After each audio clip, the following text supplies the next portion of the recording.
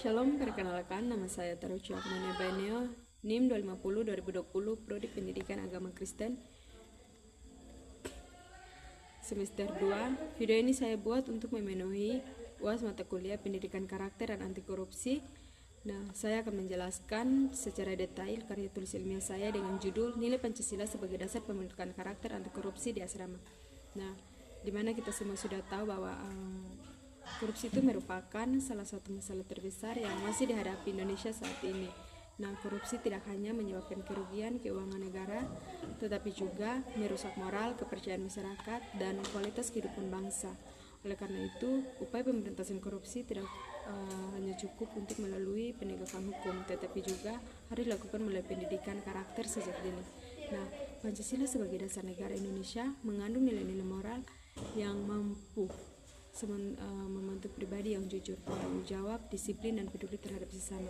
Sementara itu, lingkungan asrama merupakan tempat yang sangat strategis untuk menanamkan nilai-nilai tersebut karena penghuni asrama hidup bersama dalam lingkungan yang teratur, disiplin, dan penuh interaksi sosial.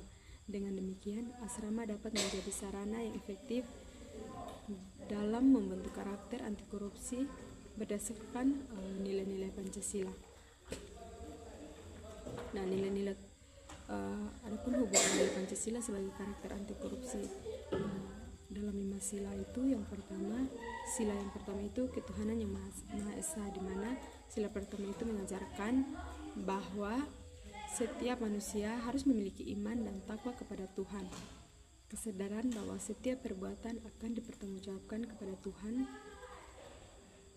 akan mendorong seseorang untuk bersikap jujur, bertanggung jawab, dan berani menolak tindakan korupsi. Nah, nilai anti korupsi yang terkait itu jujur, tanggung jawab, dan berani. Nah, sila yang kedua itu kemanusiaan yang adil dan beradab. Nah, sila kedua ini mengajarkan penghormatan terhadap hak dan martabat setiap manusia.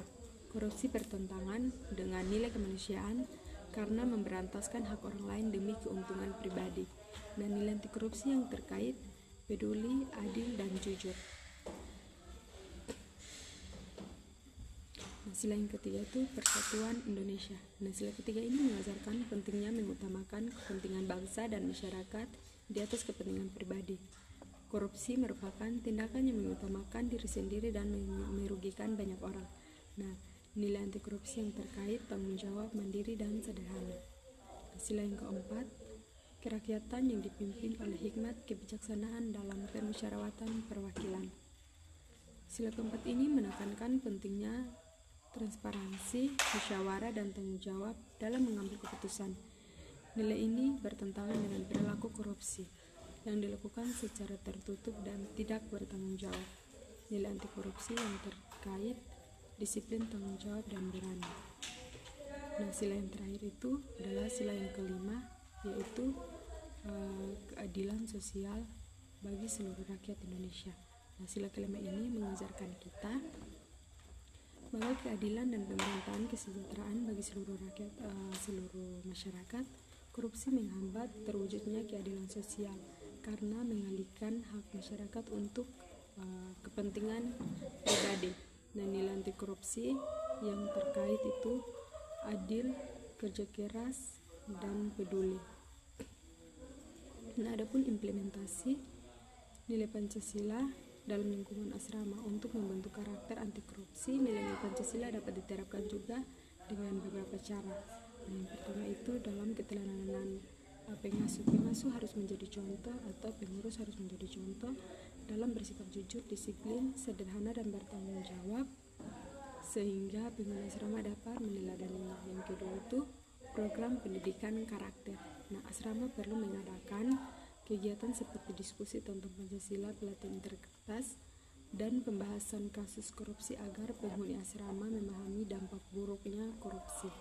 Nah, yang ketiga itu pengelolaan yang transparan, laporan keuangan, penggunaan dana, dan pengambilan keputusan yang harus dilakukan secara terbuka sehingga penghuni belajar tentang kejujuran dan akuntabilitas. Yang ketiga itu budaya anti kecurangan. Asrama harus membiasakan sikap jujur dan tidak mentoleransikan tindakan curang menyontek, berbohong, atau memanipulasi informasi. Yang kelima itu pembelajaran melalui kegiatan sehari-hari, kegiatan seperti kegiatan piket, pengolahan kas bersama, penggunaan fasilitas umum yang ada di asrama, dan kerjasama antara penghuni dapat menjadi sarana latihan tanggung jawab dan kejujuran serta keadilan dalam lingkungan asrama. Nah, jadi kesimpulan dari keseluruhan kode ini adalah Pancasila ini merupakan pedoman moral yang sangat relevan dalam membentuk karakter anti korupsi. Kelima sila Pancasila ini mengandung nilai-nilai yang mendukung terbentuknya pribadi yang jujur, disiplin, bertanggung jawab, peduli dan adil. Lingkungan asrama menjadi tempat yang ideal untuk menerapkan nilai-nilai tersebut karena memungkinkan proses pembiasaan dan pengawasan secara terus-menerus. Dengan penerapan nilai Pancasila yang konsisten, asrama dapat menjadi sarana yang efektif dalam mencetak generasi yang berintegritas dan bebas dari perilaku koruptif.